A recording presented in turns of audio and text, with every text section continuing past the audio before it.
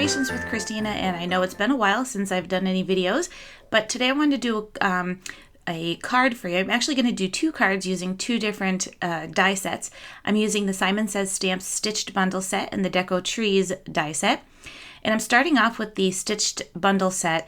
I'm taking the Stitched rectangle, which is a 4 1/4 or 4 by 5 1/4, die cut that onto some cherry cobbler cardstock, and then I also die cut another piece using pattern paper, and that's from the Simple Stories DIY Christmas.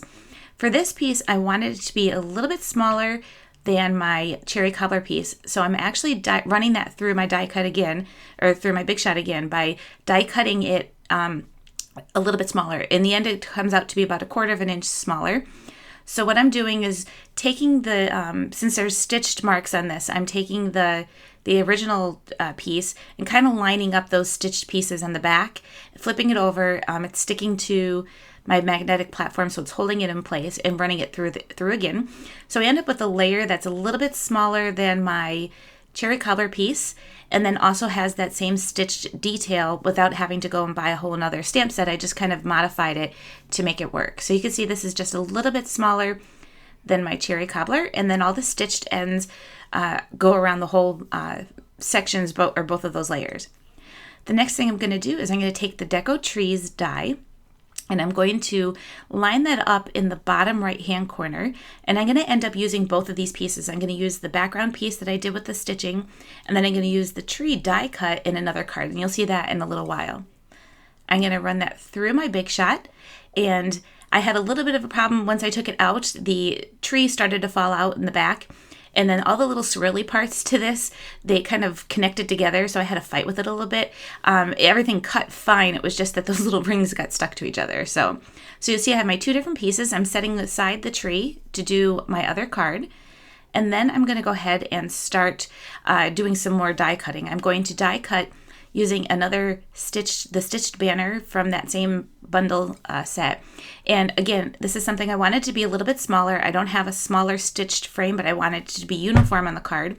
So I die cut it using the cherry cobbler cardstock, and then I'm just kind of moving it and maneuvering it to give me the same stitched edge, but a smaller piece. So I took one of the points to the banner and kind of stuck it so that it was up above the die and not underneath the part that die cuts. So I will admit this took a little finagling, and I even die cut it a little crooked. I actually ended up doing this twice. So it was a little tricky to get it, but I did finally get it. I'm going to stamp a sentiment on this. I'm using a stamp set called Festive Greetings from W+9. And I'm going to take my embossing buddy and just wipe that onto that cherry cobbler piece and get all the oils and static and grease, or the oils and static off of it. So when I stamp with my Versamark ink, my embossing powder only sticks to my stamped sections and to nothing else. So my sentiment is going to say Merry Christmas, and and sorry about my head here. Apparently I had flyaway hair because it was all over the place. But I stamped out my Christmas, and then I'm going to stamp Merry right above that. It was easier to stamp the Christmas at the bottom first and made sure it was down low enough and I had enough room for Merry up on top. So once I have those stamped out, I'm going to use my Hero Arts Ultra Fine White Embossing Powder. This is the first time I've used this since I purchased it, and I absolutely love this embossing powder. Covers beautifully, and I'm just going to go ahead and sprinkle that on. I'm using my tweezers just to give myself a little handle for when I go ahead and do my heat embossing.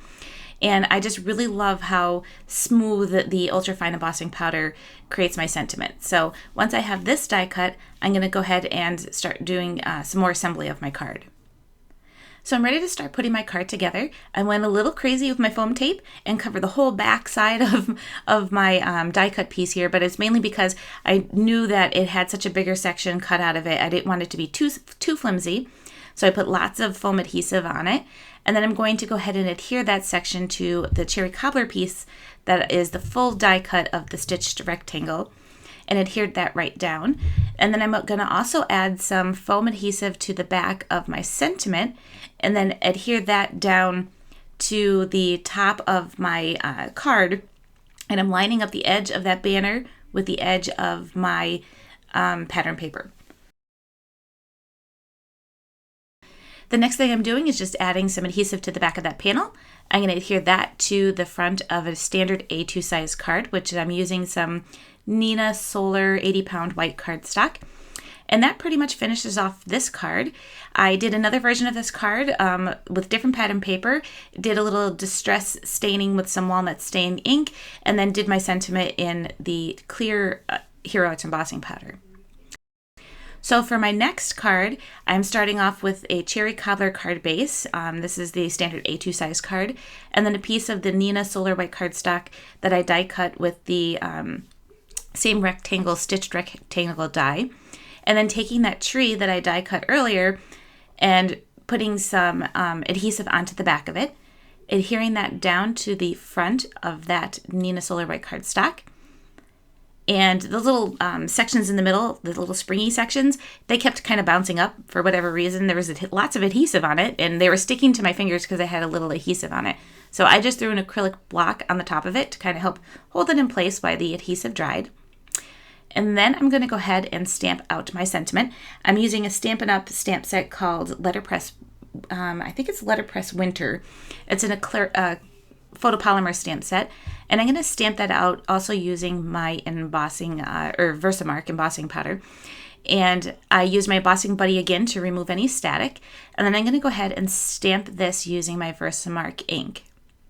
So I had another version of this card, which I'll show at the end, and I put the sentiment down a little lower, but this one I went up a little higher, and I think I like this one a little bit better, and sorry, there's my head again.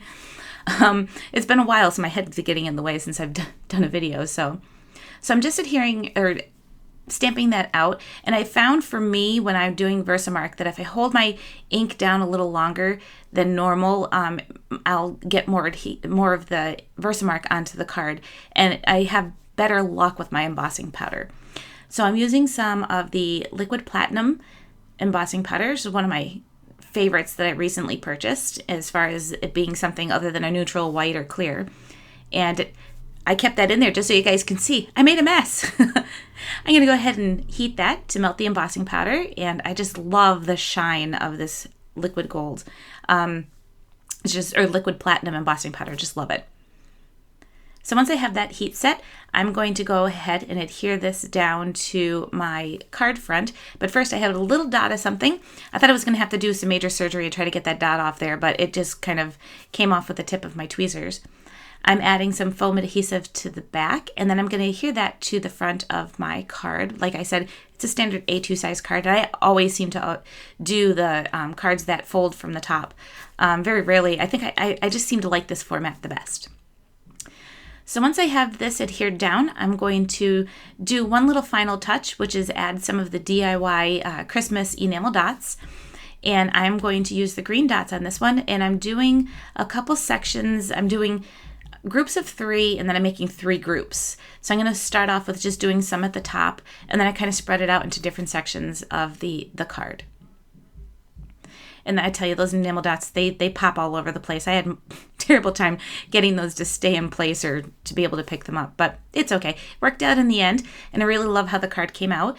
And here is the other card I made, this one with the sentiment a little lower, using the same pattern paper that I used on the card that I did the clear embossing for my sentiment.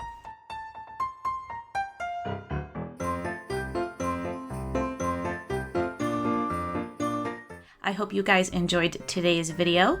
A list of the supplies will be down below in the YouTube description and over my blog if you want to check them out. Don't forget to give today's video a thumbs up if you liked it. Leave a comment, and don't forget to subscribe to my channel if you guys want to see more videos. Thanks for watching. Catch you all in the next video.